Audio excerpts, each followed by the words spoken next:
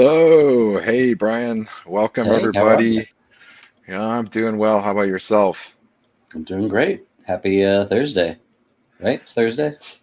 It is constantly checking. It's getting really busy, and I feel like the weather's nice. We're doing all these extra events in Web3, and it's like snowballing, right?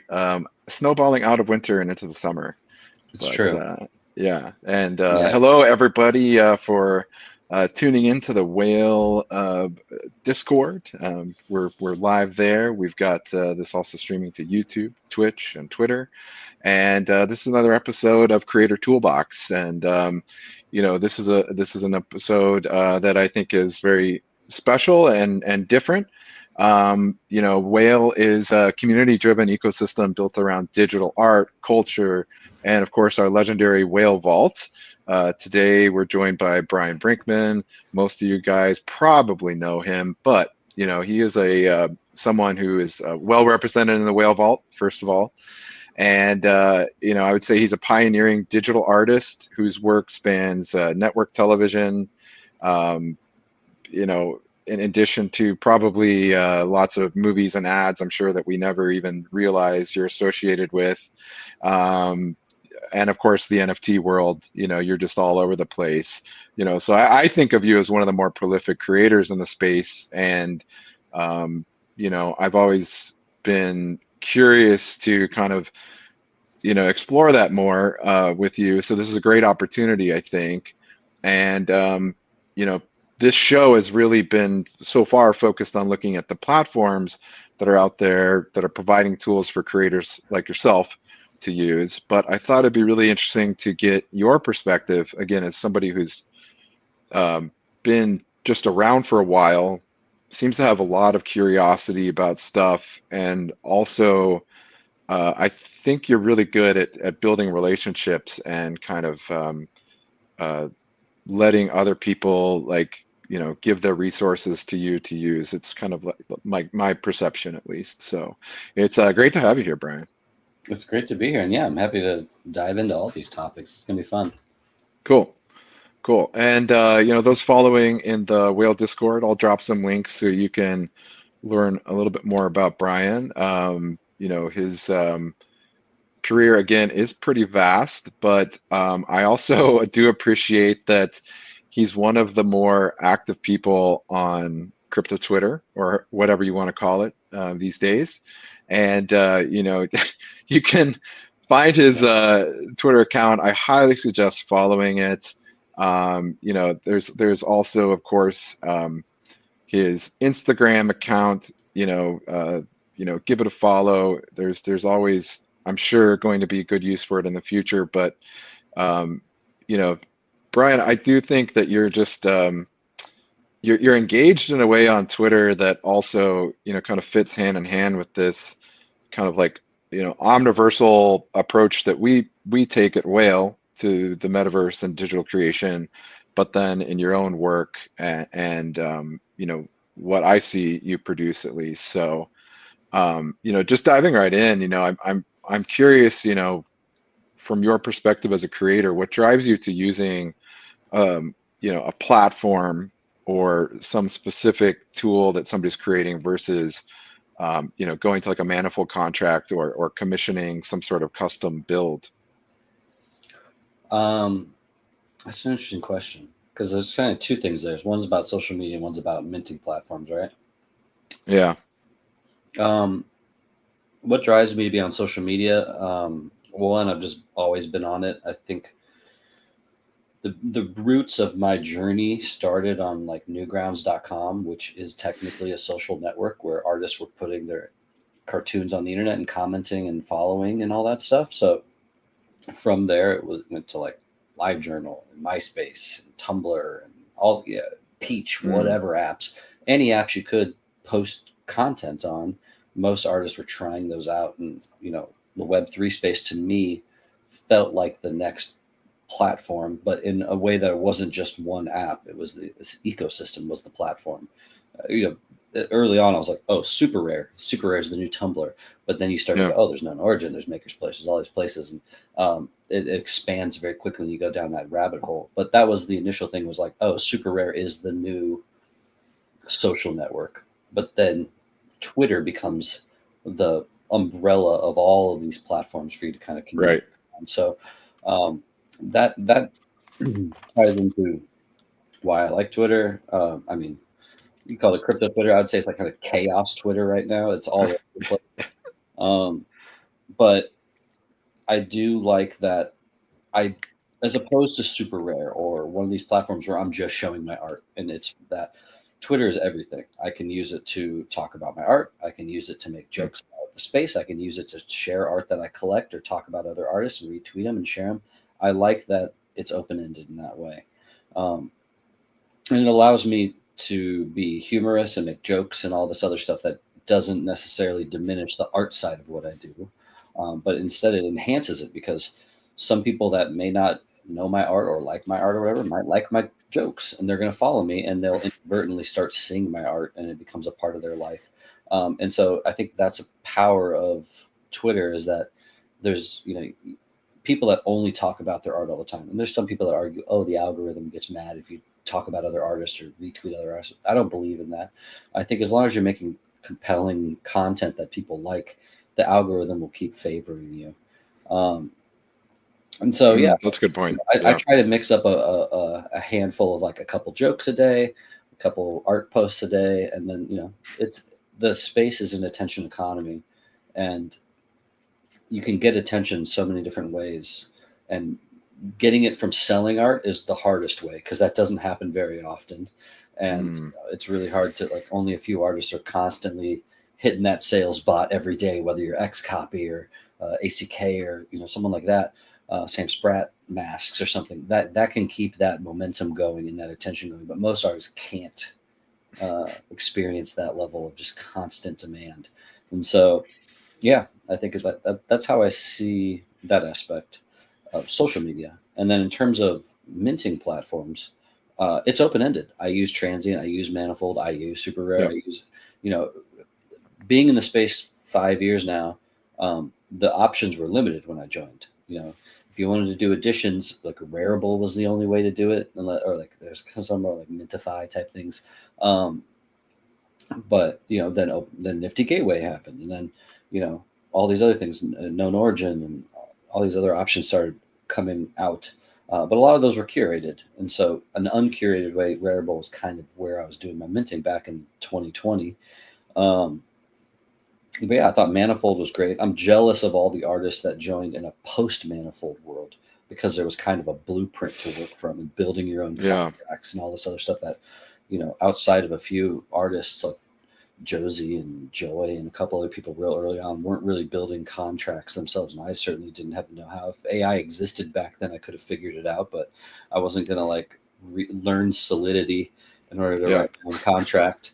And so, yeah, it's kind of like the tools continue to get better and easier, and you kind of adapt and use them. And do you think your background coming out of a lot of I imagine a really high volume of production and just kind of needing to streamline processes and work with what you got. Did that end up shaping that direction as well and influencing that decision again, like to kind of just avoid the custom builds? Um, I don't know. I think, well, when I started NFTs, I was working at the Tonight Show and SNL, and those shows are same day turnarounds Yeah. essentially. What I liked about Super Rare was I could spend a week making a piece of art, and so I made this goal of like, I'm gonna chisel away at a piece a week, and then I'll mint a piece a week, and that was like the first like 6 months of me in the space, was just putting out a piece a week. The pieces that are in the Whale Vault, those are all like weekly Right. experiments, and part of it Wow. was a couple months or weeks into my NFT journey, COVID happened, and I was like, oh well, now I don't have a commute. I have more time to learn. I'm going to learn crypto voxels. I'm going to learn more about this stuff and keep making more art. And there was just kind of all these things that kind of coincided that gave me more time to create.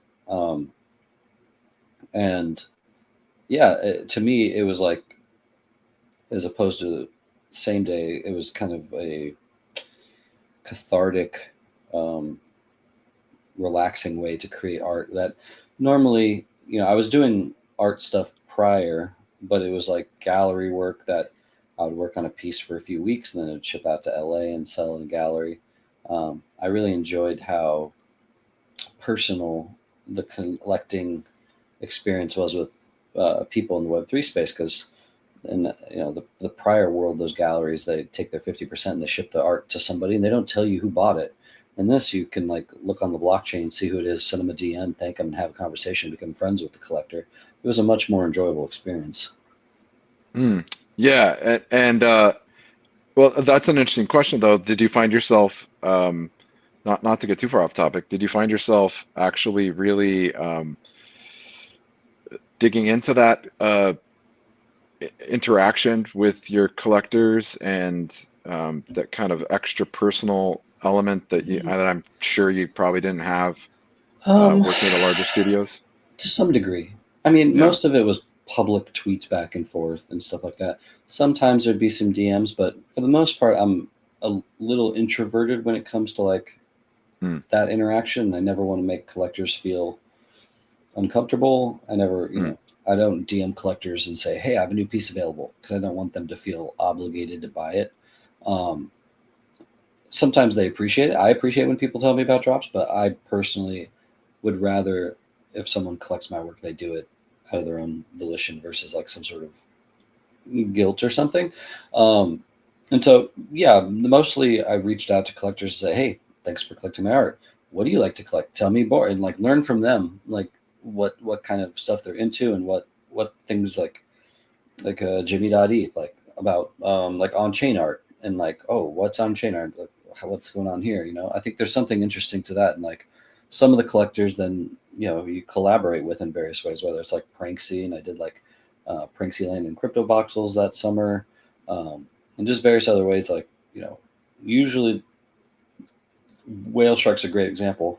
A lot of collectors in the space, at a certain point, they get tired of collecting and they get the itch, and they either want to build something or they want to make art. And sometimes they'll go do AI and make art. Sometimes they'll build a platform like Whale Shark built with Whale. But I would say most collectors reach that point where they go, "Okay, I've spent. Now how do I make some money?" And not in a bad way, but they want to. And I think in the same way that I think artists should be collectors to understand the collector experience, collectors should be artists as well so that they understand the artist experience. And so I think it's always a healthy thing. But that's one of the things about it, is that relationship with collectors. You get to then do a drop on their platform and various other things. And I did plenty of Whale drops as well, which I thought were really cool. And so that becomes where it's not this like deep personal friendship, but it is your colleagues at a certain point, in addition to being an artist collector. Right. Yeah. Well, and so I guess, do you find that ends up influencing your creative ideas? Or like, do you find that Well, sometimes, I mean, the pieces provides more to you? Yeah, I would say what platform I make my art. If a platform reaches out and says, "Make art for us," Yeah. I'll usually go, "Okay, what's the strength of that platform? What is the mantra or theme or whatever?" So with Whale Shark, I made whale themed art, and so that just lent itself. And that's the case with a lot of, whether it's a fashion one or, there's all these different kind of hints at what to make. And then sometimes, you just make art that you want to make. But it goes back to like even pre-NFTs. I did a lot of themed gallery shows where it'd be like, this is a Monty Python official show, or this is a Rick and Morty show. And you get these like themes, and then you make art within that theme. And so it's always, as an artist, I don't mind having some sort of like starting point to start being creative from, because otherwise you get lost in infinite options. So yeah, I think every drop is different, but definitely the platforms influence the art. Right. Oh yeah, for sure. It sounds like you're also just kind of open to these opportunities though, in a way that maybe some other people aren't, or you know, don't have that curiosity. So, um, yeah, I guess, you know, do you find ever then that you're like forced into kind of what's available? Do you find that the tools out there are generally what you need in that moment for where your trajectory of art is, or do you sometimes think like this isn't working out, I have to go custom sometime in the future, like it's, you know, they're not building quick enough? In terms of like contract, or like, what do you mean? Contract tools, you know, like your recent work, Sometimes. Cadence, for example, right? It's a little bit more involved, and here I'll try and pull up I'm having a little bit of problems with the streaming part here, but That's okay. um, Cadence, maybe you could walk through that real quick while I figure Yeah. this streaming part out. And But so, a lot so of it's a my little bit different works, than your typical work, yeah, right?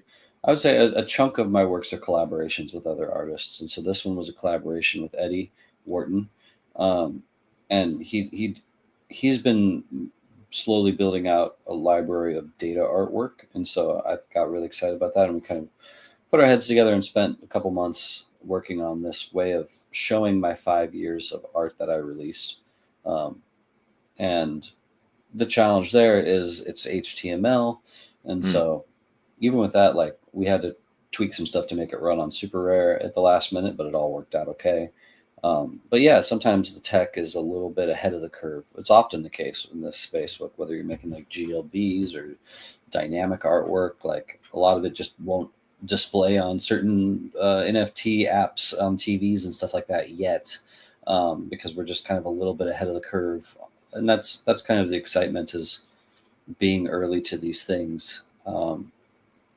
But yeah, I would say there's certainly times where uh, I've pitched ideas to places like Manifold and other Transient, and they're just like, this is not possible yet. In Yeah. terms of like pulling live information from the internet and doing certain things, like, it gets a little tricky. A lot of it's possible, but a lot of it is impossible to guarantee it lasts forever.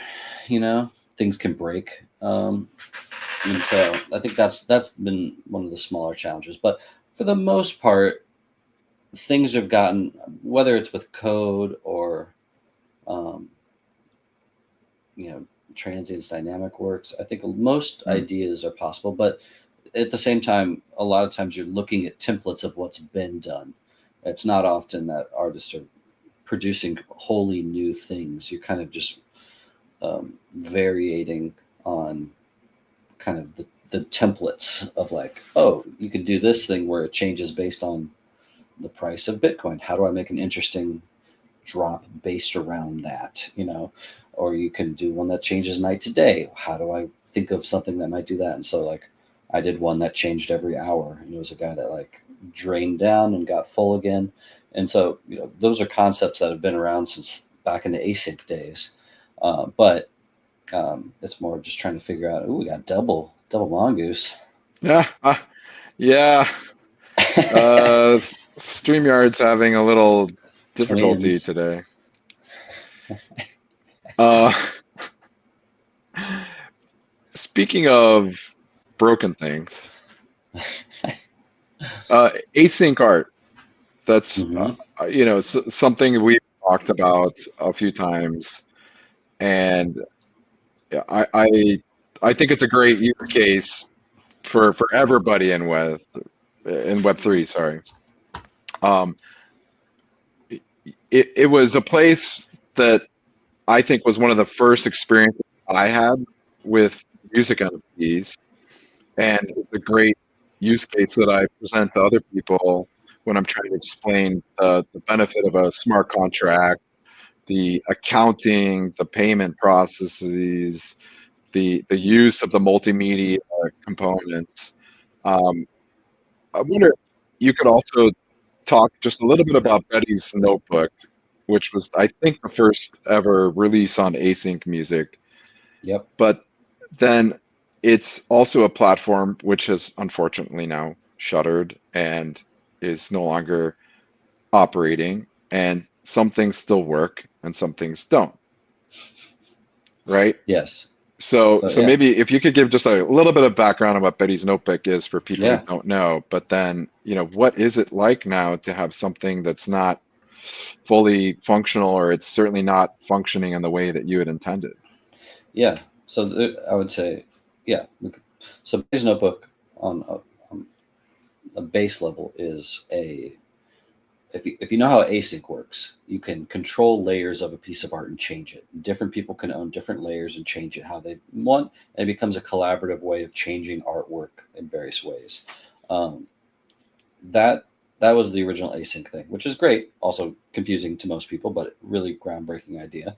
Um, with the music, they took that idea and they added, um, if people are familiar with like audio and music stems. So like in this instant, or like in an instance, say you have a band, guitar, mic, blah blah blah. That guitar, you could have 5 different guitar tracks and 5 different drum tracks and 5 different vocal tracks and rearrange them to make new songs. Essentially, it was a huge lift for like audio engineers to make them all sound good, which is why I don't think Hmm. many people did it. Um, but the Betty's Notebook, I worked with Sam Bruckman and the Verdigris Ensemble, which is a choir based out of Dallas, Texas, and they had created this piece written by Nicholas Reeves called Betty's Notebook, which was like a 15-minute vocal performance mixed with recorded audio of Hmm. a woman named Betty who, when she was a kid, believed that she heard Amelia Earhart's distress calls from her crashed airplane on her radio in Florida, and everybody dismissed it. But then some of the stuff she wrote down correlated to actual truths, and people are like, maybe it bounced off the stratosphere and hit her radio, and she heard it. And there's this whole theory, and nobody believed her for 80 years. And so it's this story about Amelia Earhart dying, as well as this woman Betty, who's like almost about to die and trying to tell the story. It's a very deep, philosophical, haunting track. Um, Yeah. so I was tasked with making a visual for it, which essentially is a album artwork that takes in pieces of her notebook, takes in Amelia Earhart drawings, and all these things from the notebook to create a dynamic, changing album artwork for it. Um, and if you change the song, it changes the artwork, and vice versa. It was the first async music, and I think some people have said it's the first classical music NFT, which I don't think claiming first on anything is stupid, because someone will come out of the woodwork and be like, I minted this in 2017. Yeah. Um, and so, um, so that came out. It was a success. It did really well. It was purchased by MetaPurse and Metacoven, that whole fund, and it was a great success. And then, unfortunately, a year or two later, Async shut down. The other aspect of it Yeah. was there was these records you could buy that were like cheap NFT records, and then you could mint that you'd mint the blank record, and then you could mint whatever that day's track um, combo was, and you'd get that minted as an NFT. Um, that was one of the things that no longer that function died, and so there's a lot of blank NFTs out there, which stinks. Um, Hmm. and then they still have like a blank record and stuff, but they don't have the artwork on it. Um, and then the music player got depreciated. My artwork and being able to change my artwork still works on their like basic async husk of a site. And I know certain artists are going through and trying to rebuild that in a better way. But the ability to actually listen to the track no longer works, which is a real bummer, because we also built a whole physical radio that played this stuff, and it was working. And so yeah, I mean that's one of the challenges with these platforms, is that some of them are so custom to these things that, and I've made efforts to reach out to them, and unfortunately they Hmm. didn't preserve any of the the website code or HTML or anything. So like, because I was like, oh, if you just give me those files, I'll go rehost it elsewhere. They're like, no, we don't have Right. those anymore. So it's like now in order to fix it, you have to like get someone to totally rebuild the website in a whole new way, and it's yeah, no one is up for taking on that challenge yet. So I think that, that's one of the challenges of this space is preservation, something I take very seriously, but some of it, when you mint to platforms and you don't own the contracts and you put yourself in this position, you put yourself at a risk that if these things don't last. And unfortunately, realistically, probably 99% of the things that are around now won't be around 50 years from now. So on-chain art and self-custody and custom contracts are going to be more and more valuable and important going forward. Yeah, that's I feel like that's been a promise that has lured so many people into the blockchain as a place to uh, experiment, put their work on chain, have it live forever. And, in reality, it's not actually very likely, um, unless you've taken the steps, right, to ensure that it is fully on chain. It's pinned to IPFS. Yeah. These other elements. Yeah. Um, And that's something I made an effort last year, and I made a whole thread for artists on how to do it, of going through and adding extra pins to every single thing I've ever put out that's on IPFS. The stuff on ARWeave's fine and stuff on Chain's fine, but those IPFSs are at risk to a degree. I mean, the Club NFT yeah, is great for collectors to preserve their stuff, but artists also need to preserve on their end. And yeah, I'm willing to eat $20 a month in pinata fees to make sure my art lives. yeah, yeah. Well, and that's perhaps a good point is the investment that you're making with your time, all of your experience and energy that you're throwing into um, what you're doing here on the blockchain. Uh, what else, is out there that you kind of need to, I guess, maintain as like a well, as a maintenance fee, right? As a maintenance Mm-hmm. practice, and part of just making sure that what you're doing isn't just gonna disappear into the ether. Yeah. Um, you know, Well, it's d- d- also working with Atomic Lore recently. I don't know if you're familiar with what they're building, but they're basically building a way for artists to validate their work on chain. Because I think the problem that we're going to see going forward is when you ask an AI, "Hey, go find me Bryan Brinkman NFTs," uh, they might go to OpenSea and find a fraudulent collection, which I think every artist has. These like doppelganger, fake base polygon contracts selling the yeah, same looking art and same named art. Um, and so having something like Atomic Lore, where you can basically give an extra signature to say like, "Hey, this isn't minted from my wallet, but this is an official mint of mine." Um, I think that's a powerful thing, and it's going to be more and more important going forward when people rely on AI and AI agents in terms of like, how do I go find available work by Bryan? Um, yeah. giving that AI the correct SEO is going to be more and more important. I, And so I yeah, mean, it's a lot of thinking about thinking about a lot of this stuff that I hope other people will start to as well. But I worry about a lot of it. yeah, but I mean, first of all, like, I hope you're not worried too much to the point of like, paralysis or anything. I don't think you are. Again, you, you do a lot. No, but I think about you know what we're selling, um, and Mm, what I believe I'm selling is art that will live a long time. And I look at this Unit London piece that you just scrolled by. That's yeah, called memory loss, and that concept is all about how we're remembered. And so if you scroll down, you'll see this like head made out of storage, for instance. And so, um, yeah, that's just me. This guy right here, low res yeah, for some reason on the site, but we're made up of our memories and the memories we leave behind. I'm a believer that say I die, I'll be remembered for one or two generations based on memory. But mm, well, how do I make sure my art lives multi-generational? And that's why I'm in blockchain. That's why I think digital art's future um, is this path. But we have to make sure that we're abiding by that belief at the same time. If I want my royalties and estate and all these things to pass on to my daughter, my art also has to still be around to do that. And so I think those are the things I ruminate on, I suppose.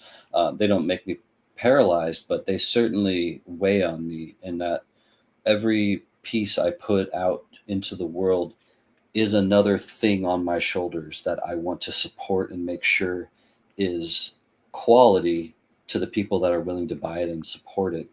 And I personally think my NFTs have a lifetime guarantee, in that I will make them right. If one breaks, I will do my best to make it right in some way, as long as I'm alive. But after I'm dead, I can't guarantee that. Someone else will do that. But I think that's the thing I think about a lot, is like, oh, well, there's, I don't want to throw any platforms under the bus, but there's pieces I've made on platforms that probably won't be around, and those collectors might get upset. I think a lot of collectors, I've pulled collectors on this in the past, because I've had this problem at least a few times now where platforms die. And I'm like, hey guys, do you think I should remint this and like burn them and do this other thing? And most people will say no, like let it be. That's a part of the scarcity of the space, in the same way that like those houses in LA that burned down, and they had Warhols and pieces of art that are never going to be replaced. That is just a part of life and destruction. I think I would argue at least probably like 10% or more of my NFTs are in probably wallets that are dead to some degree, people that quit the space or people that lost their seed phrase and all this other stuff. You never know. But it's impossible to account for that. We can only really look at what people are listing. But I have to imagine there's plenty of stuff that was bought in certain I mean, like, I don't know. Same with like stuff that's in like a lot of money's collection. Like what happens with that stuff? Is his family going to ever sell that? There's a lot of these weird questions that we're still kind of dealing with in a weird way, of like what happens after. But I know I'm getting a little deep down into death stuff. No. I think that's it's nothing that we haven't talked about in the Whale Discord before, and we've talked to other artists in the past, and where I was kind of getting to that, and I think it's an important thing what you just surfaced, was your website. I think is a very good, perhaps a template, at least for me. I would want to see other artists kind of have this kind of thorough nature. I mean, obviously you have the typical stuff, but like, I think my spreadsheet NFT catalog is strong. I would say like Xcopy's website might be the best artist website in the space. Well, in terms of I just think like, this is, because like mine is not, this is like accounting for a lot of stuff. You could see I have like the IPFS information, and if it's pinned or not, and what contracts and all this other stuff. But his is also a marketplace and a timeline, and it's just, I would say his is like a template we should all strive for. All right. I want to focus on your stuff, man. Mine's a Squarespace site. Xcopy doesn't need any more promo. I know. But I look at his and I'm like, I need a new website, No, but this is, but I mean, literally the fact that, you have a digital art marketplace that is, and this one's okay. Yeah, it's basic, but First Mates, but yeah, it's not okay. It's not everything. I think Deca might be a little bit better on their like artist secondary, showing you like current listings and stuff. But everyone's kind of building new things, and I'm always happy to jump in and try out all of them. And so I think that's kind of the fun of it. Whether it's, this is like my old link tree. Talk about old.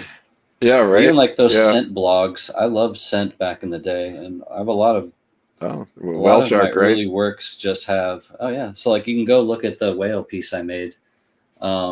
Here's this one, yeah. And like I go through how like I made it piece by piece, and like I just there isn't a site like this anymore where artists are collecting their kind of lore around their works, which is kind of a drag. So, we had Transient Labs on this show Yeah, a few months yeah, they back. have a little bit of it. Yeah, Yeah, and I feel like that was one thing that was really compelling about the suite of tools that they're offering, right? Is that you can obviously create a lot of things. There's a lot of dynamic aspects to it, but it was kind of this ability, kind of in these replies to your work. You're obviously documenting a lot here in these sent blogs, but there's also the interaction from, well, stop killing the whales. let's spell the There's a whales. variety of responses on this, but Yeah. Well, I that liked what Scent did was it incentivized replying in a fun way hmm, where you could tip the replies a penny or two. And then you could also like the best reply will win $1. It was like hmm. really silly stuff, but it forced people to read the article and put thoughtful replies. Now with AI, people could just copy and paste it in and say like, make a really good reply.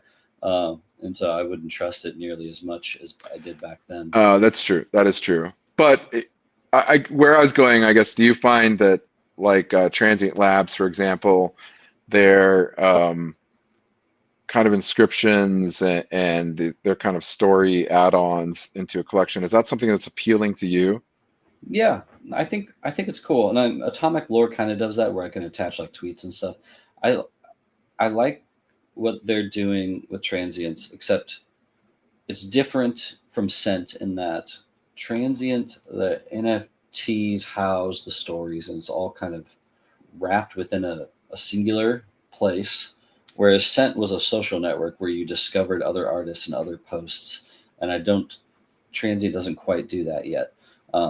But I do think what they're building is really powerful for like adding exhibition histories and all this other stuff to the work. The challenge is how many collectors are going in and looking at that. Not many, Yeah, but it's cool. I mean, like I like with this, I got like exhibition history and like all this yeah. other stuff. But yeah, they're all pieces to a puzzle that hasn't quite formed in terms of a true Web3 art social media thing.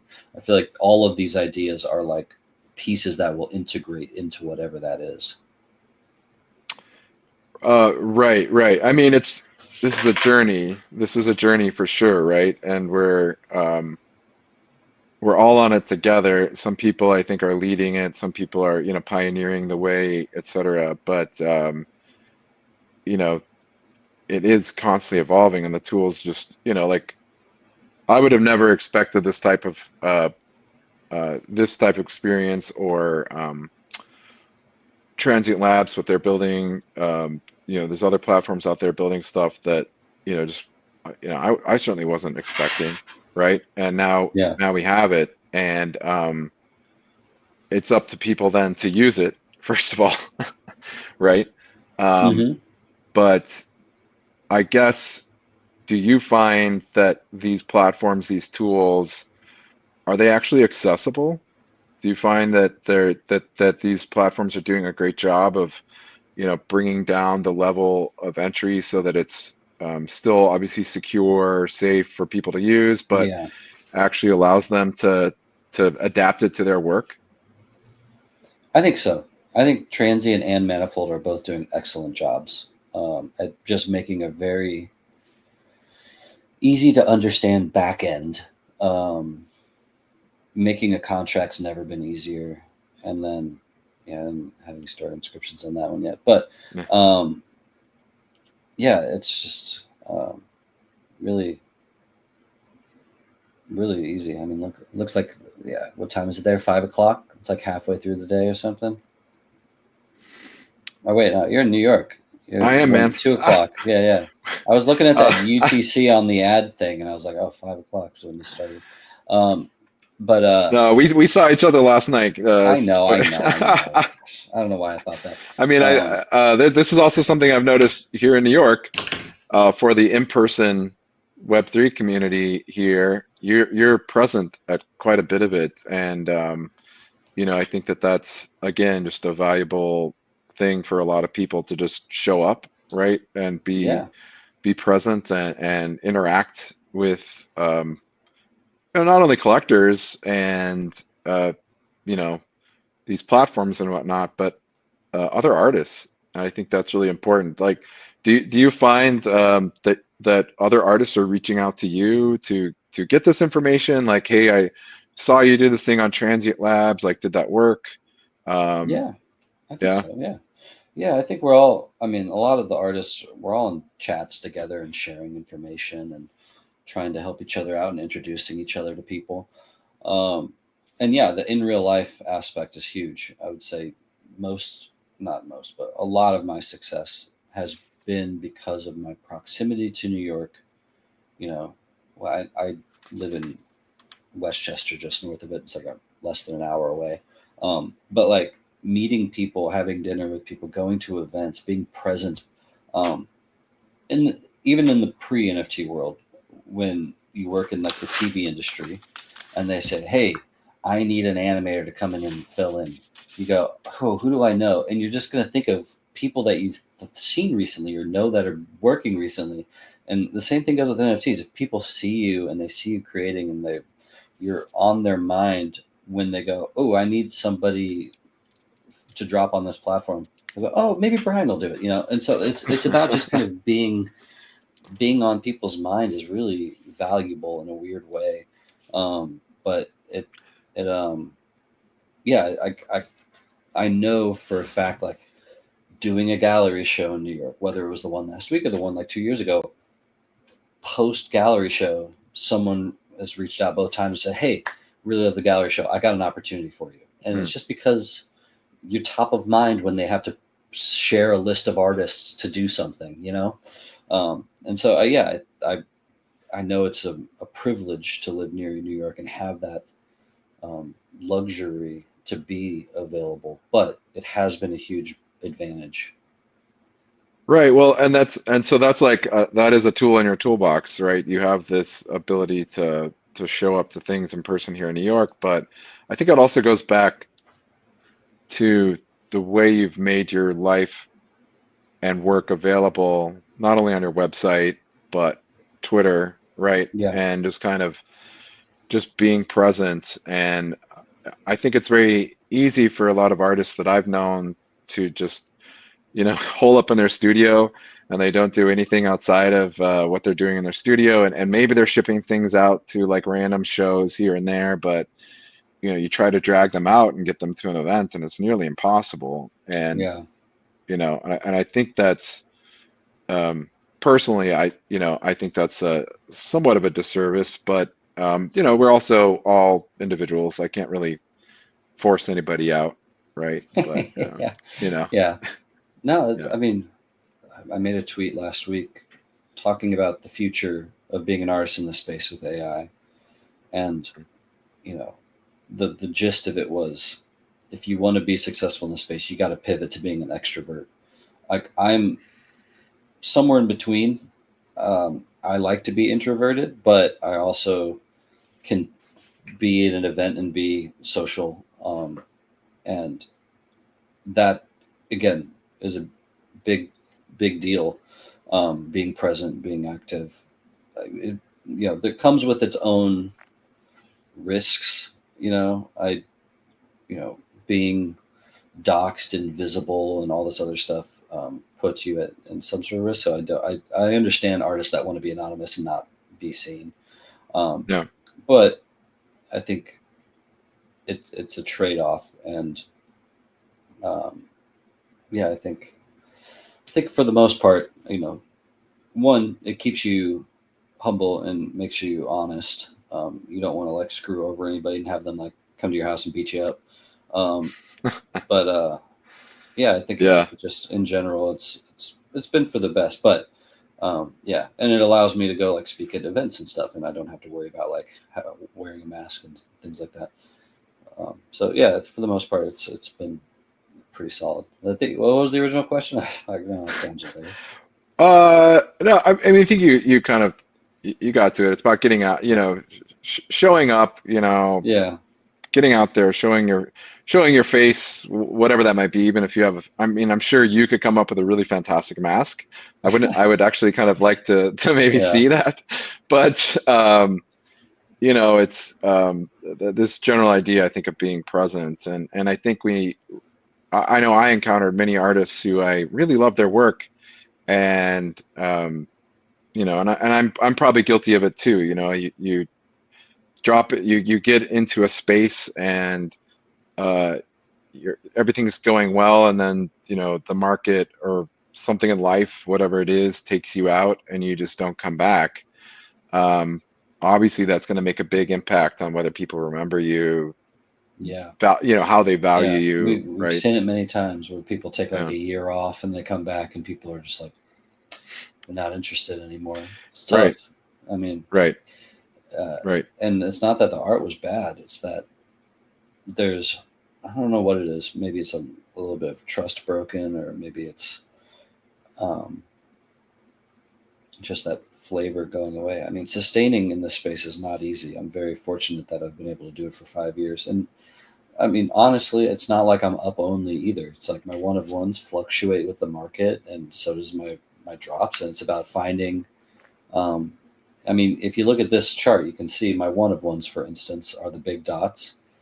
You know, 6 of those big dots in that middle there are in the whale vault, and then you can just see over Good. time my big dots get less and less frequent because I was like, oh, there's just not a big appetite for one of ones anymore. So I'm only going to do like a couple a year, maybe.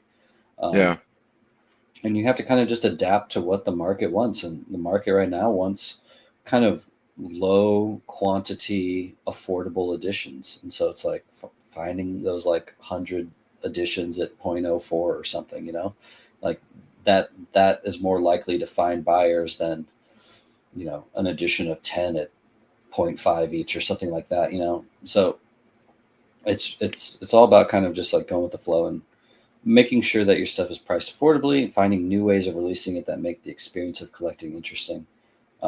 You has know, that been even? Sorry, has Mhm. that been like easy for you? Have you like had to like feel like you've compromised in order to switch that Mm, direction? I wouldn't say compromised. I think you're just adapting.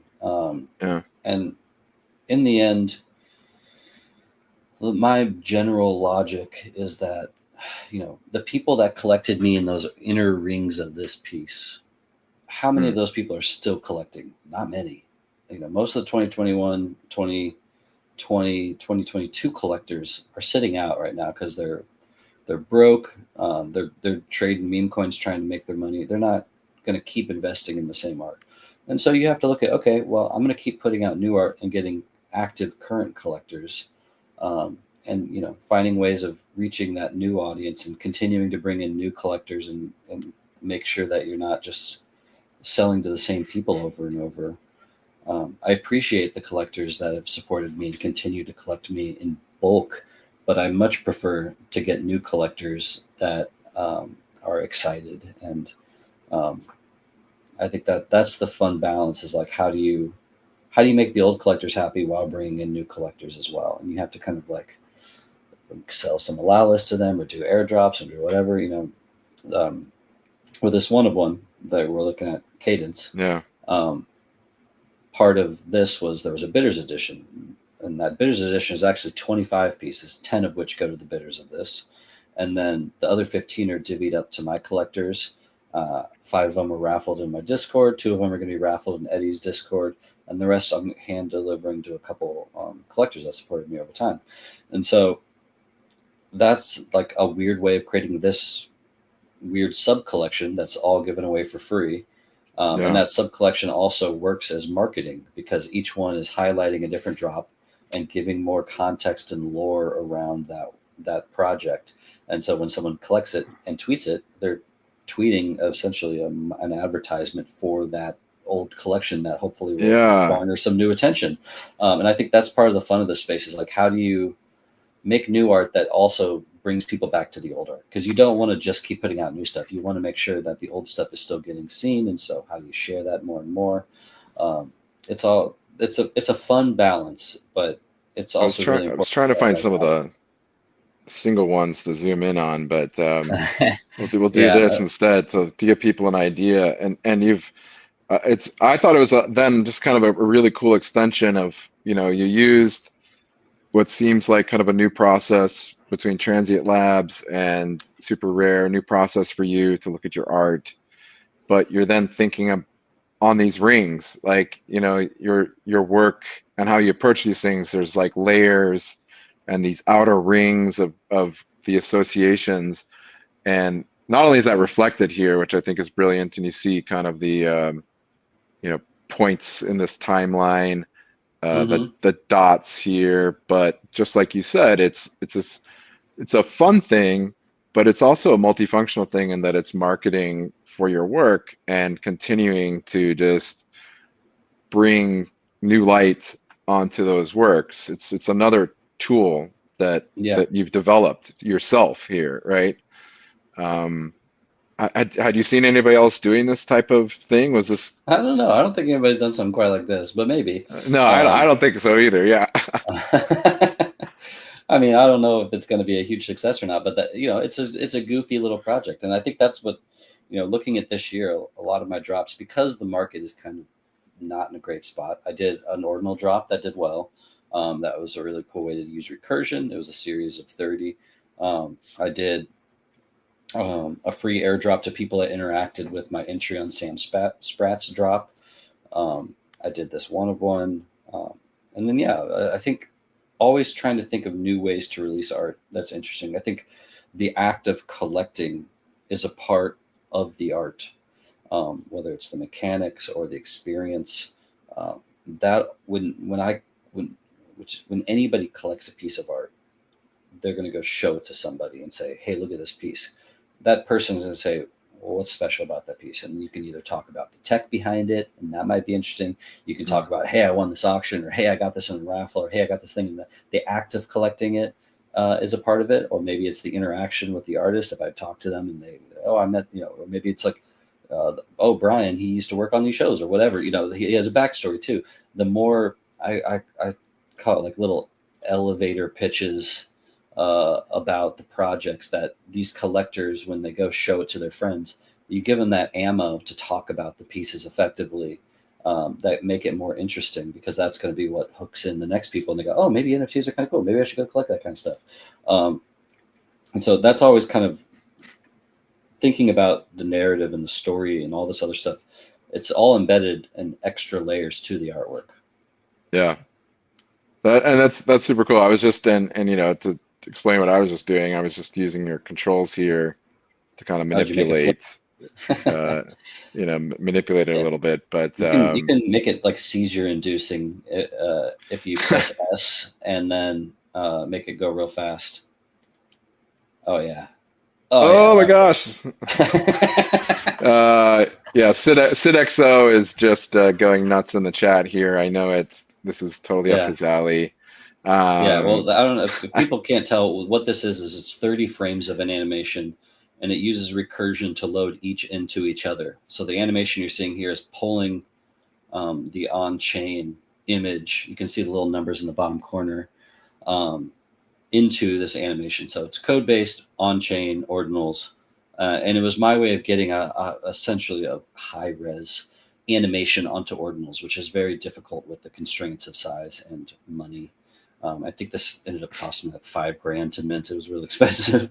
oh, really? Yeah, but you know, each one is its own. You can own the frame, but and I think if you press spacebar, it stops it on the frame. Like this one's dashed, so if you press spacebar on it, you'll see the dashed artwork. There Yeah, you go. got And it. so it's actually two ordinals minted or inscribed onto the same sat. So if you were to own this, you would also soulbound is the actual frame JPEG in addition to the inscription of the animation. I made this with the On-Chain Monkey team. It took like a year to finally get out the door.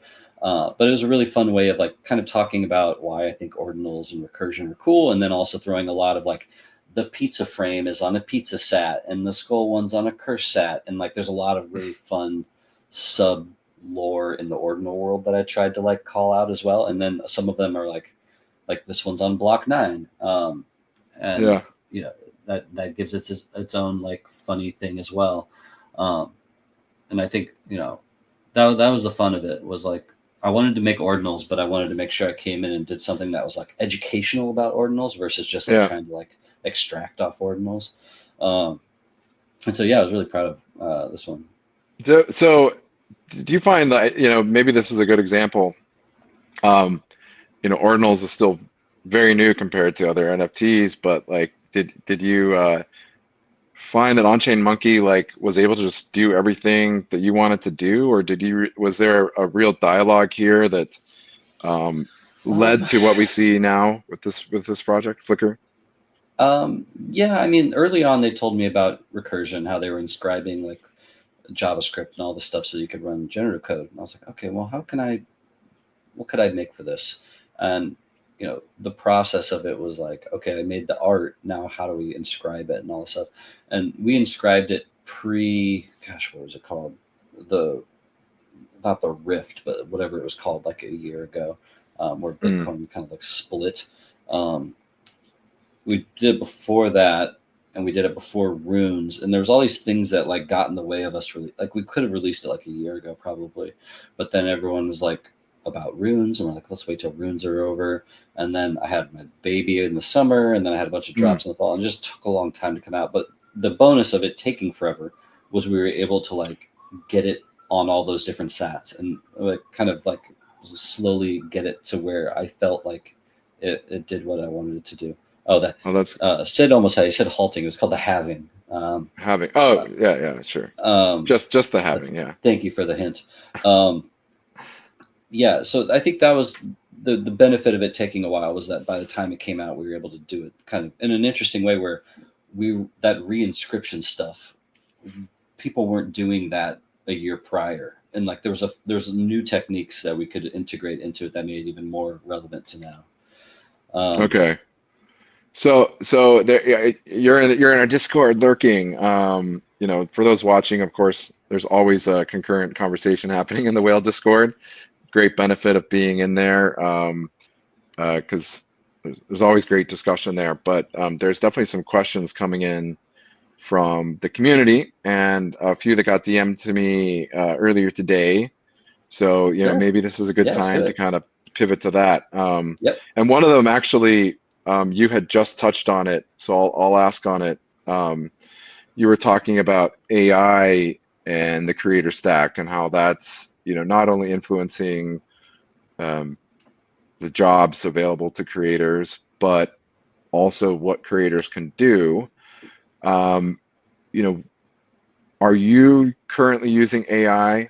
I think this is something everybody's always wondering, is an artist actually utilizing it or not, or Yeah. whatever. And if you are, how are you using it and kind of navigating that tension in your life? Because with your background, right, especially Hmm. coming out of these large TV studio productions and other graphic houses, um, I imagine you're surrounded by a real mix of people. So are you using it, and how do you navigate the tension around it that likely exists? Yeah. Well, if you go back to my super rare page, I can show you a piece from way back when.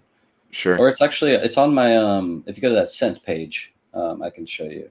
I did a thing with Car and 4D back in 2021 where I fed again um, all of my art. I think you got to it through the link tree. Yep. Linktree is still useful. Yep. Let's see if I can find it. Oh, right there, Brinkman X Karin 4D. So Karin made a GAN model.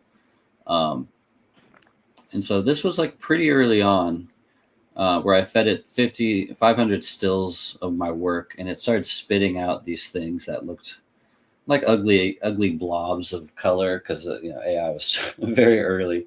Yeah. But the idea behind it was, I took that and I found a couple frames that I was like, oh, that kind of looks like a flower. Oh, that kind of looks like a beach. Maybe I can turn that into something. And then I added layers Mm. of animation on top of it, and that's where those pieces came from.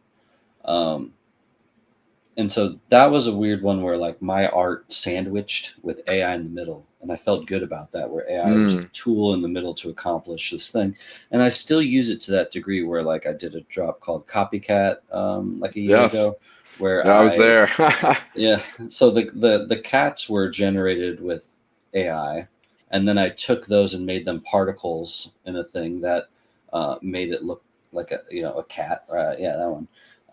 And so like those little cat icons were black and white, um, AI outputs that I then cut out and made into a thing.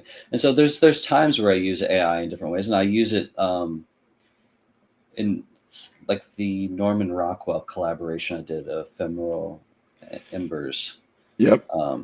That one, like if you look at the texture in the sky in the background, it's subtle. It looks like clouds, but really it's an AI output of marble texture that I then inverted and used as a way to kind of create that look. Oh, And okay. so like I use it as a tool to generate certain content within the work, but for the most part, it takes a back seat to the overall idea, and it's more of just an alternative to say going to Getty or like one of these like stock photo sites. Yeah. That's where I feel comfortable right now using it within my work. Yeah. That all to say is I play with AI all the time. I like making generative code in it. I never mint it, but it's fun to play with. I use it to generate stupid images of things, and I think that's always really fun. I've been really enjoying making absurdist web comics with ChatGPT this week that just make me Yeah. laugh. I'm not going to mint them, but they're really fun. And that's all. It's all great. And I think for the most part, AI is going to make the process easier for me because working in animated television, my first job as an intern was an in-between artist where you draw the frames in between the keyframes, Oh, literally. and then Yeah. like coloring backgrounds and doing lip sync, and all those type of jobs are automated by AI in a way that like those were the things like when you make an animation, you're like, ooh, all right, I'm gonna storyboard this. I got to do these keyframes, and then the grueling part is all of that in between that, and that's what takes forever. And so it's never been easier to execute and finalize an animation idea than it is now. And so I think that's really fun. This is a picture of me on the paint box with a very poor posture. Um, but I went to Jersey last week. This computer is what people used to make like music videos and TV commercials in the 80s and 90s. And they asked me and some other artists to go out there and draw on it. And it was a really fun, weird way to make art because like it's basically like a Wacom tablet, but there's no undo, there's no layers. It's just straight up painting essentially. You have to mix the colors. But Yeah. I love that kind of like playing in old tech stuff. So it was fun to go spend a day doing that, and that'll be an auction on Tezos as a part of Art Basel Switzerland this summer. Cool. So yeah, Okay. I think, but yeah, again, all of these things. I know there's a lot of hate out there about AI, but it's like, there's kind of the people are like, oh, it's stealing all the artwork. It's like, yeah, so is every other artist. We were all absorbing artwork and replicating it to some degree. That's going to art school is just that process, just with the human brain. I think it's stealing if you go, hey, here's a Studio Ghibli short film that never existed. Go buy it. That's theft. But if you're just making new art, I don't think that if as long as you're not selling it as that artist's work, it's not theft necessarily. And then the same thing of like when I use After Effects and Photoshop and all these plugins and stuff, I didn't write the code on that shit. And so it would be, I feel like a little bit hypocritical of me to be like, well, that code's good to use and that code is not good to use. And so, I think it's all just a matter of AI is forcing everybody to be creative directors and having to like talk about the vision they want to see made in a way. And then you just have to like, it's the equivalent of being the head of a team and asking the team to do the work for you. So I don't know. There'll be ways I use it, but I'm careful about using it in a way that I don't want people to see me as an AI artist in that, in the same way that people saw me as like a generative artist because I did Nimbuds and art blocks. That was one project out of 200 projects. I'm Yeah. a multimedia artist and I do all of these things and I think it's really fun. I have a general bigger vision than being put into one box. And I worry sometimes that if I do a big AI project, I'll be put in that box with a lot of artists that I see as being in the same way that I felt out of my league next to like Tyler Hobbs and Dimitri. I would be out of my league next to Claire Silver and, um, Noper and these people that are like really pushing the genre forward in a way that I would be like kind of LARPing to say I'm like an AI artist on that level. Well, yeah, and that's a great awareness to have, right? And you know, but I feel like that was a great response though, in utilizing the tool, leveraging it, but being very cognizant of what you're doing with it, Yeah, I want how it's, control over yeah, the output in the end is what I want to yeah, say. yeah. I don't want to go just sell mid-journey outputs because then the AI is the artist and I am just the director. Um, here's a big question from SidXO. What's the most meaningful work you've made so far, or collected, but however you want to approach it? Meaningful made. Um, that the one we showed earlier, Memory Loss, that one's a pretty deep one about my feelings and philosophy on life and what motivates me as an artist and what I think motivates humans about being remembered. I think we're all dust in the wind. And so we just want to be remembered for our short time on this earth. And some people will do that by being philanthropic and buying a building and putting a name on it. Some people will do it by taking over a country and being a ruthless leader or whatever. Um, and then some people will do it by getting their art into museums that live for 1,000 years. I think a lot of artists were going down that path of we want to be remembered, and our art will be the way that we're remembered. And I think that's a noble way of doing it. And I think so that piece that this collection is meaningful to me. This piece is about defragmentation. The Dead Man Walking is about our bodies falling apart. I appreciate this one. And meaningful collected. I'll go back to this piece. I have a piece by Killer Acid that was gifted to me by Jimmy.eth because That's awesome. I discovered the space through Killer Acid, and when he saw me tweet about it, he said, "Here, have this piece," and that piece means a lot to me because Wow. it was from my first collector, Jimmy, and it was from the artist that influenced me to join the space inadvertently, just because I'm a big fan of his and thought he was really cool. So that piece is meaningful to me. That's great. I love Killer Acid. I would say Killer Acid was probably one of the first illustrators to make me really think like, oh, I got to look deeper into like what else they're doing, Yeah. and look at other illustrators too, right? Um, then a question from Nightmare. Um, will the NIM teens ever grow up? That's a good question. Um, it's I've thought about it. I would love to do NIM adults or NIM elderlies and have a whole NIM family. I've also thought about going backwards and doing NIMBRIOs that are like these like sperm versions of them. Yeah. But the challenge is I get lost in the I don't know if there's a demand for it. I fair. thought NIM teams I probably should have done like half the supply of them, but I made it free. I made them free for everybody that owned a NIM, and then I sold the rest. There's something to it. I just have to think about how it fits in because if you look at like my total NFT supply, the NIM teens and NIM buds are like 800 of the 5,000 NFTs, which is like a huge. It's like 18% of my art on blockchain are the NIMs, and so I don't want to keep putting out too much of them. But there is something kind of fun about like if you owned a bud and a teen, you could claim an adult, and then only allow that aspect or something to like kind of limit it to like a much smaller supply. But it's something I've thought about. But yeah, I think, both of those were collaborations with my buddy Manny, who I was working with at SNL at the time.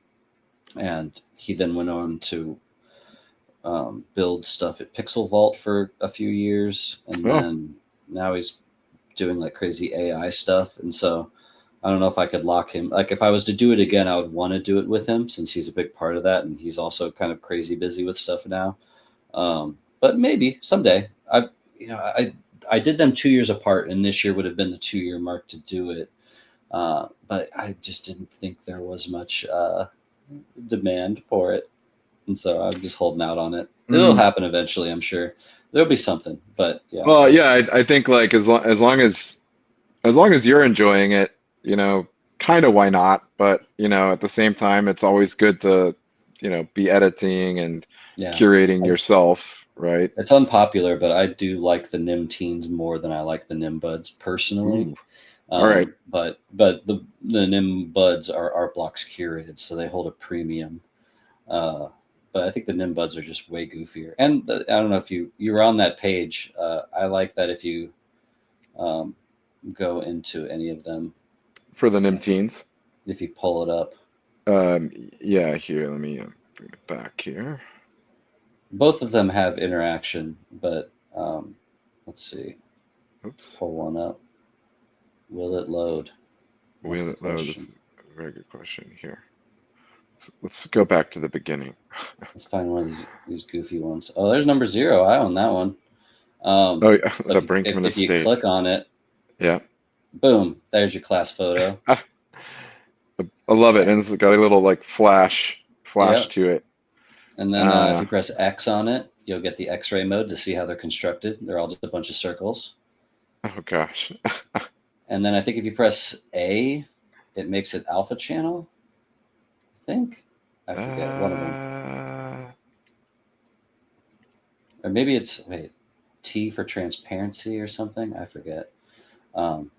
There's a bunch of like secret shortcuts.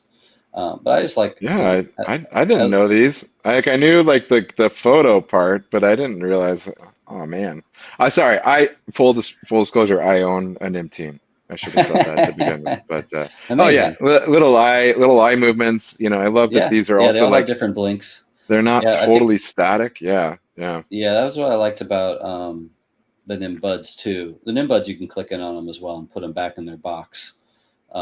Because originally and also there's a bunch of hidden traits on the Nim Teens that some of them have Sharpie markers written on them if you click into the photos. Right. So like the Stussy sign and like the Killjoy guy and a bunch of like mustaches and stuff. But like if you click these, I made these before post CryptoPunks, but pre Bored Apes, pre Hash Masks, pre PFP craze. So I wasn't thinking about PFPs. I was thinking about digital toys. And so to me, I was like, oh, this is the equivalent of like a kid robot blind box, and you're getting a random toy out of your box. And so the idea behind Nim Buds was there were these like little mini box toys. And so that was the kind of the idea behind it. And then it inadvertently was like a PFP project. But yeah, I think to me, I was like, oh, these are just like goofy collectible toys. I thought that was one thing was digital toys. Yeah, right. Which it did end up kind of being that. Yeah. I wanted to ask you, the other day when we were talking, you were telling me about previous work you did where you were patching with cables, and all this hardware to make things happen. Is that kind of what we're seeing in these Nim Buds, Nim Teens, like these cables going everywhere? Or where does that come from in your life? Yes and no. I mean, if you go to my super rare, there's a piece called Wired. That was the first time that kind of came into play. There was, I would say yes and no. Yeah. Wires is a big part of my work because I see it as this visualization of connection, of the energy that the space feeds each other. It's the power lines and stuff. It started with that Wired piece where this was me during COVID lockdown. I'm wearing my mask in VR, playing on my computer, making art, but totally wired and kind of sucked inside the internet. And so that was kind of the concept there. And then that became a motif, but it is inspired by, I wonder if does my websites still have posters on it. Yeah, if you go to posters, Yeah. I was making like concert posters, and there's that one, the Hmm. second row, the computer magic one. Yeah. Like there's that patch bay, and so there Yeah. was that, that's from 2016, 4 years before I got into NFTs. I was playing with this kind of wiry motif to a degree, inspired by audio racks and video racks, and so there is something there, some sort of connection. Hmm. That's so cool. I mean, and this is something, I talked about these posters the other day with you, especially this. I think Nightmare is probably geeking out right now in the Discord over this one. Hey, Donkey Or he Kong's will so be in a relevant second. right now. They announced the Yeah. new game yesterday. It looks awesome. Yeah. Uh, no, this is cool. This is cool. All right. Now I'm getting distracted. There was all right. Another question. What Web3 segments or art styles, projects, whatever, things that Yeah, I are like out nim of your things. wheelhouse? Like Um, what is out of your wheelhouse that you're like actually really excited for? Out of my wheelhouse. Yeah. Um,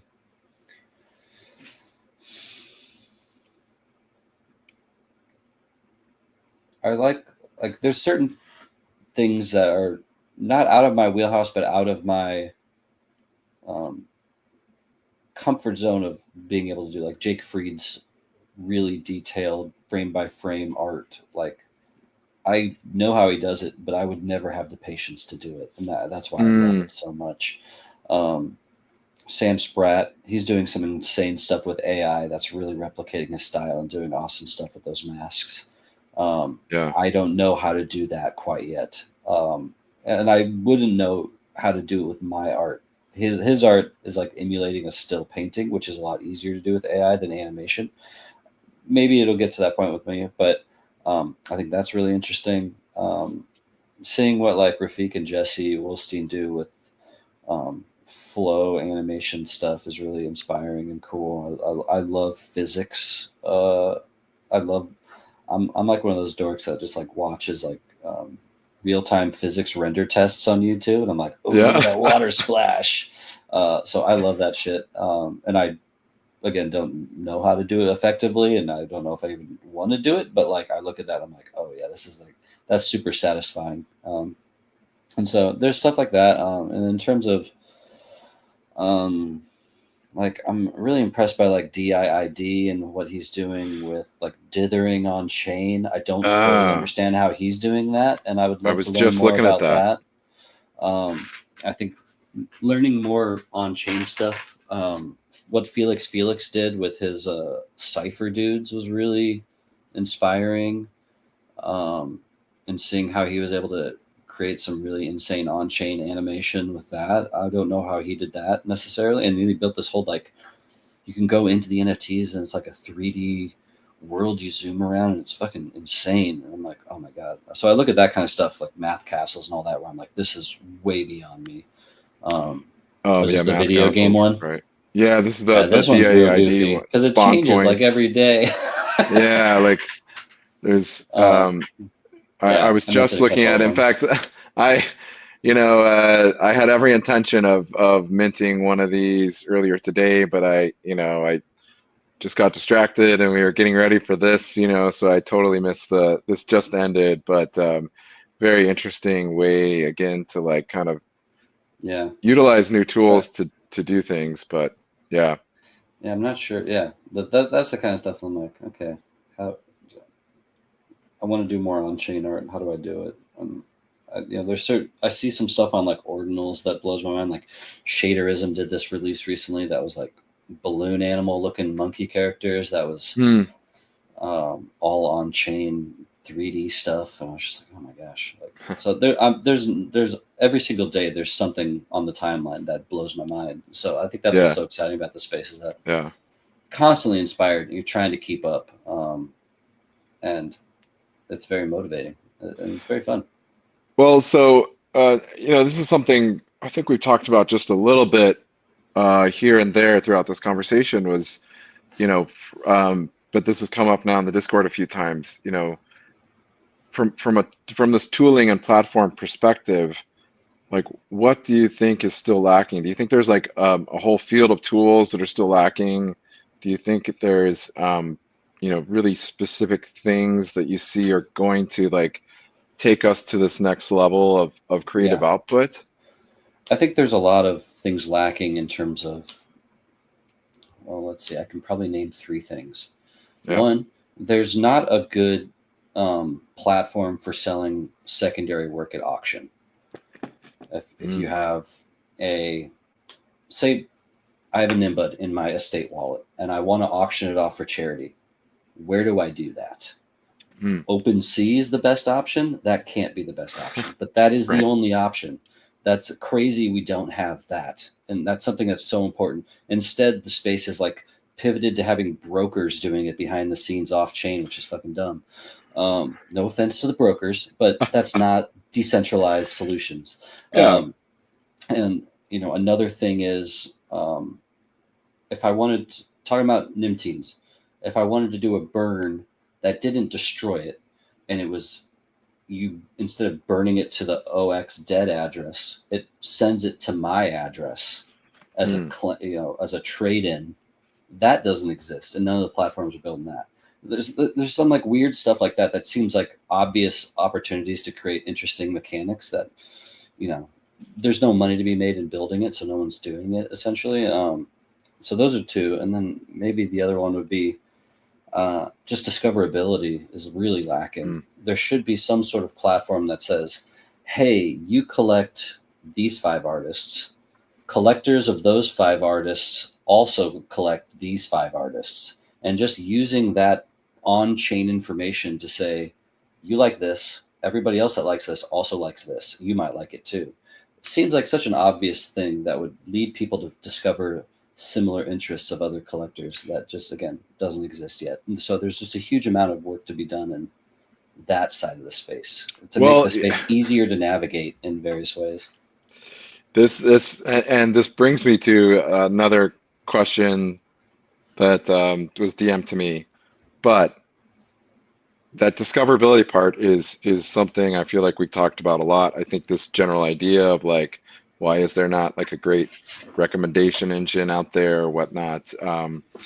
But is it simply because the tooling that exists around that discoverability, those algorithms tend to be around or tend to be from these tech platforms that are owning your data versus you owning your data, right? And what have we done to now take our sovereign data and give it out there for people to use? And this is kind of like making me think of SocialFi, which was where I wanted to go with you next. Was somebody was asking, what SocialFi platforms do you use? Do you use them at all? Have you ever thought about doing a token launch of some sort, whether it was like a creator token or artist token, however you want to talk about it. But where do you see that right now? And I brought it out of this idea of like discoverability, but that's kind of now how some of the SocialFi is being used as well, right? Like artist discovery. I mean, what does Warpcast count to SocialFi? Yeah. Then I use that to a degree. I would say the closest thing to a SocialFi thing I use is Ethos, which is like a rate your professor for people in Web3, where you get reviewed, and based on your review, people can see if you're a scammer or not. And I think that's an interesting thing. But there is a level of like people can stake money in you and is investing in your trust or some shit like that. So there is that aspect. I know I don't touch like Friend Tech or anything that creates a token. I'm back in the early whale days. What was it called? The whale was made through a platform called Roll. Roll. Yep. Try Roll. They tried to get me to do it back then, and I was like, I don't know about this because I was collecting Matt Kane and Sarah Zucker and Xcopy stuff, but then people were able to get Xcopy's token off of Roll onto a thing, and people were trading it like a meme coin, and like that's exactly my fear. I Is that Doom? Doom, yeah. Yeah. And hey, I cashed out a good chunk of Doom that I got from like crypto voxels. It was great. Good. All right. But yeah, but that was never the intent of it, and that was against the Mm. artist intent. And it sucks that people do that. And yeah, I've been pretty stringent about not doing meme coins. As much as people constantly bothered me to do it for the last year, it divides the attention away from the art entirely. And I mean, we just spent like 3 years trying to make people not look at art like their charts, and to immediately go back down that route. I didn't see a single artist succeed in that endeavor. The closest was probably Dark Farms, got a little bit with Bone, and that did okay. But even that is down. And most artists had like a couple hours of up before it was down only. And yeah, there was no winning. And what you end up doing is just giving yourself a lifelong burden, essentially, with this token that is a million supply that you can never reduce down. Yeah. And yeah, so like I don't touch Rodeo or Zora or any of those things that I look at as being the equivalent of high supply tokens. That's just me personally. I trade meme coins. I think they're fine, whatever. I think they're a great gambling tool. But I don't want, I don't want people to look at my art as, the same way that you see like Pudgy Penguin's floor went up because a token was coming, and then once it dies, everything goes down. And it's like, it's just creating a crazy amount of speculation. It's, a year ago, I was much more worried about like the SEC and stuff than I am now. Right. I think there is still a level of, if you Oh, rug you should people, which Yeah. meme coins rug people, you put a target on your back, and there's no win scenario there, because if I was to like sell it, people would say I'm terrible. And so what am I? I'm just creating a financial instrument for other people to get rich off of me, and there's no benefit to me except negativity and people saying, "Spend your time making this thing go up." So no, I'm a hard pass on all of that. Well, somebody else had asked actually, kind of along those lines, and we kind of talked about this in person the other night too. But do you pay attention to the market around your works? Is that something that you think about? And I know you've done some work with price being dynamic in relation to the artwork, I think. But is that something that's even on your mind that you find interesting, or does it bog you down at all? I'm always thinking about it, because I think, every time an artist makes an NFT, they're printing money to a degree. It's printed on a currency, and what that holds value wise matters in this bigger ecosystem. Every time you print, it's like you're your own in treasury or whatever, printing more money. And whether that money holds value or not is all dependent on the supply and demand of things.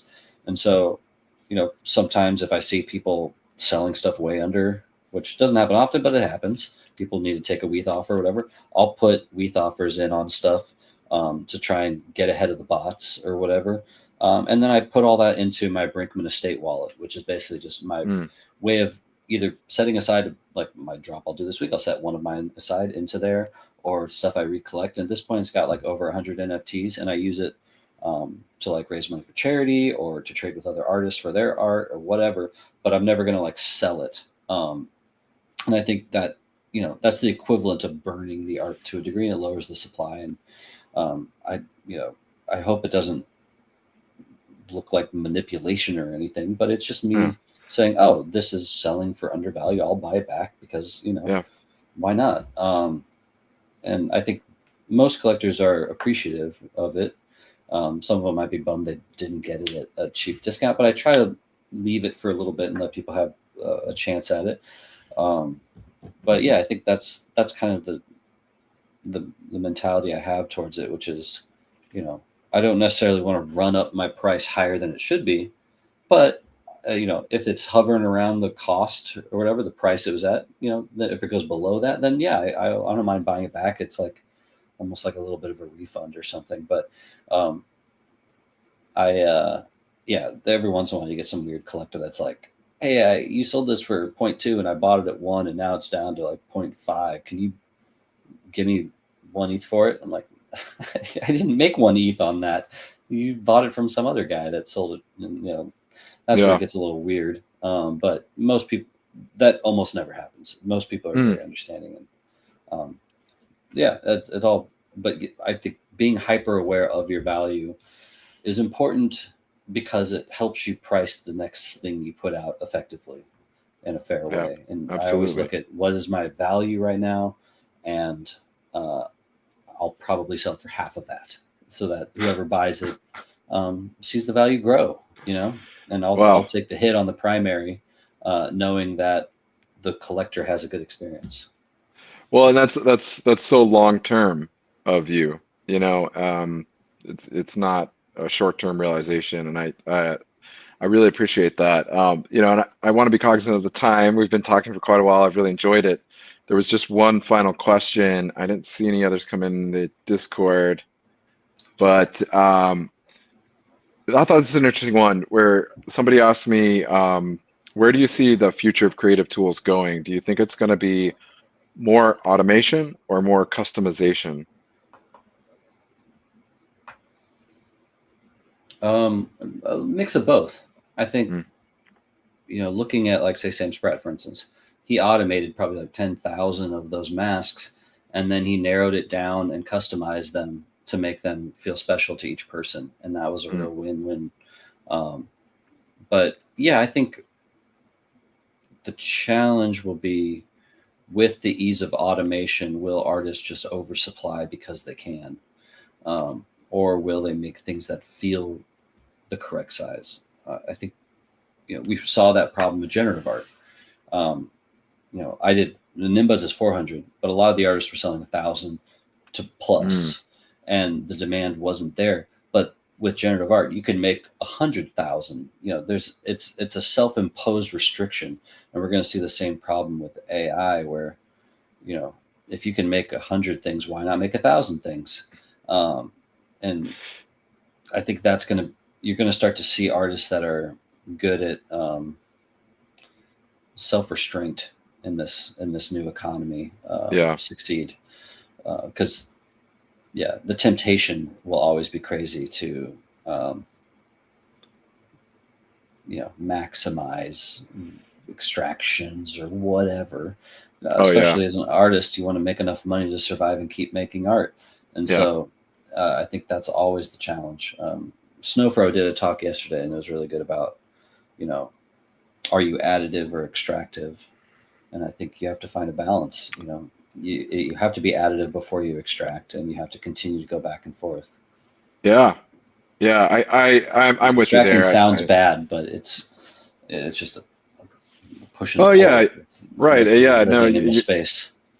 You're absolutely right. I mean, I think this is something I learned from working in nonprofits for almost 2 decades earlier in life. Was actually, it's not about being you're not trying to not make money, but you need to be able to survive. You need to be able to keep on operating. And also, there's nothing wrong with making money, right? There's nothing wrong with generating additional revenue that enables you then to live more comfortably, so that then you can make more art or do whatever it is that you're doing, right? So that's a really good point. For an artist versus, like, say, meme coin, there's an exchange of value. You're giving value for the cash, and that NFT is, it could go up and down in value, but at least at that point of sale, there's an understanding that it's an even trade of this is what this is worth. And so it's not necessarily extractive in that way. It's more of an exchange, but it's up to the artist to make sure that the value holds. Otherwise, it's a bad trade. Well, cool. This has been really wonderful to talk with you and just kind of uh, learn more about the process, all these different experiences you've had navigating the space. And I know there's more coming, but it's always something that I'm watching, and I know everybody in the whale community is watching. So thanks for again being kind of that fantastic Web3 advocate, and I think being genuine to who you are as well. Well, thanks. No, I appreciate you having me and talking. Shout out to the whale community. I mean, talk about, I've been with it for almost 4 or 5 years now too. I'm Yeah. really proud of the stuff that we've done together over the years, and it's been cool. I mean, we didn't even touch on it, but like, some of those whale pieces are like in that SNL short and stuff like that. It's been fun to like advocate for whale as well. So, um, yeah, no, it's been great to have, and shout out to everybody, and thank you again for having me. It's been fun. Oh yeah, yeah. No, it's been great, and yeah, there's I feel like the whale discovery is something that we're focusing on now too, right? So it's going to be great to have other people start realizing what's in there, what's our story, what's our legacy, and this legacy that we've shared together. So yeah. For sure. All right. Well, have a great rest of your day, Brian. I'm sure I will see you around New York City, perhaps even Yes. tonight. Oh yeah, Super Rare But Gallery opening. See you yeah, Super there. Rare Gallery opening for sure. I'll be there, and just thanks again. So I'll drop the links where to find Brian again in the Discord so that everybody knows. But thanks again, Brian, and I guess enjoy the rest of your day. Thanks. All right, bye.